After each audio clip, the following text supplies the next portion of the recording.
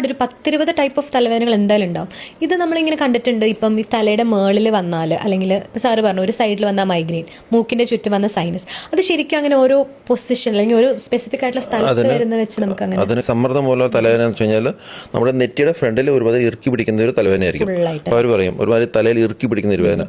പിന്നെ ഉള്ളതെന്ന് വെച്ച് കഴിഞ്ഞാൽ ചെന്നിക്കുത്ത് അല്ലെങ്കിൽ മൈഗ്രെയിൻ കാരണമുള്ള ഹെഡേക്ക്. മൈഗ്രെയിൻ ഹെഡേക്ക് എന്ന് വെച്ചാൽ അതിൻ്റെ പ്രത്യേകത വെച്ച് കഴിഞ്ഞാൽ അത് കൂടുതൽ ലേഡീസിലാണ് കാണുന്നത്. 90% ലേഡീസിലാണ് കാണുന്നത്. അതിൻ്റെ ഹെഡേക്ക് എന്ന് വെച്ചാൽ അത് യൂണിലാറ്ററലാണ്, അതായത് തലയുടെ ഒരു സൈഡിലായിരിക്കും. ആയിരിക്കും വേദന. ലെഫ്റ്റ് റൈറ്റ് മാറി മാറി വരാം. വരുന്നവർക്ക് മിക്കവാറും ഒരു സൈഡിൽ തന്നെയായിരിക്കും, പക്ഷെ എന്നാലും അവർക്കും മാറി മാറി വരാം. പക്ഷെ അത് മിക്കവാറും യൂണിലാറ്ററിലായിരിക്കും. റയറായിട്ടേ ബൈലാറ്ററിൽ വരത്തുള്ളൂ. എന്താ വെച്ചാൽ അത് രണ്ട് സൈഡിലും വരത്തുള്ളൂ. ഭയങ്കര വിങ്ങിയുള്ള വേദന, ഭയങ്കരമായിട്ടൊരു വേദന. അത് ചെറുതായിട്ട് ഇങ്ങനെ വിങ്ങി തുടങ്ങി അത് കൂടി വളരെ കഠിനമായ വേദന. മൈഗ്രെയിൻ അനുഭവിച്ചുള്ളവർക്കറിയാം, അത് വളരെയും ഏറ്റവും കഠിനമായ തലവേദനയിൽ ഒന്നാണ് മൈഗ്രെയിൻ തലവേദന. വളരെ കഠിനമായ വേദന. അതിൻ്റെ കൂടെ നമുക്ക് ഓക്കാനം വരാം, ചിലപ്പം ഛർദ്ദിക്കുകയും ചെയ്യാം. ഛർദ്ദിച്ചു കഴിഞ്ഞാൽ നമ്മൾ ശ്രദ്ധിക്കുന്ന വെച്ചാൽ മൈഗ്രെയിൻ ഉള്ളവർ ഛർദ്ദിച്ചു കഴിഞ്ഞാൽ അവർക്കൊരു ആശ്വാസം കിട്ടിയെന്നും പറയാറുണ്ട്.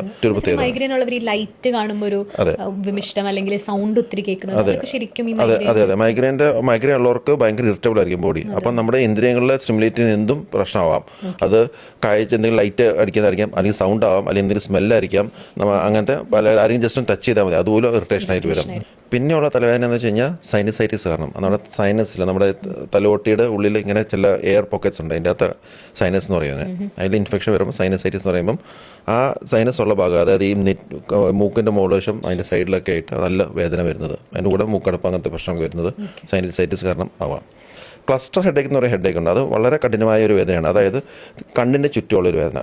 കണ്ണിൻ്റെ ചുറ്റും ഭയങ്കര കണ്ണൊക്കെ ചിലപ്പോൾ ഇങ്ങനെ ചുമന്നൊക്കെ വരും. ഭയങ്കര കഠിനമായ ഒരു വേദന. അത് ശരിക്കും മൈഗ്രെയിൻ പോലെ തന്നെ വളരെ സിവിയർ ഒരു ഹെഡേക്കാണ്. അത് കണ്ണിന് ചുറ്റും.